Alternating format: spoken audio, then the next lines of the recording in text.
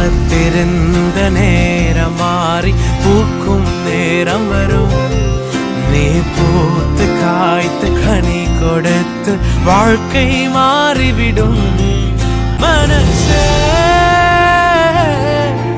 அலையாதே, மனசே கலங்காதே, மனசே திகையாதே. நாகும் அதிகாரம் 1 இறைவார்த்தை 5.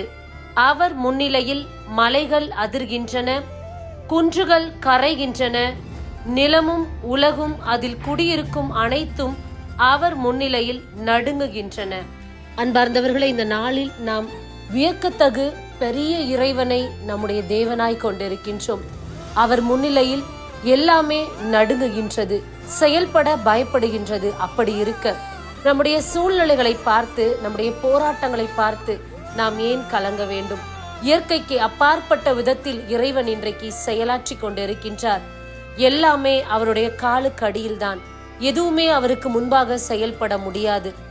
அப்பேற்பட்டவர் நம்மோடு கூட இருக்க, இன்றைக்கு இருக்கக்கூடிய சூழ்நிலைகளை பார்த்து அச்சப்படுகிறோம், கலங்கி தவிக்கின்றோம். எதை பற்றியும் கவலைப்படாமல் நம்முடைய தேவன் இவற்றுக்கு அப்பாற்பட்டவர், இந்த பிரபஞ்சத்தையே ஆளுகிற தேவன்.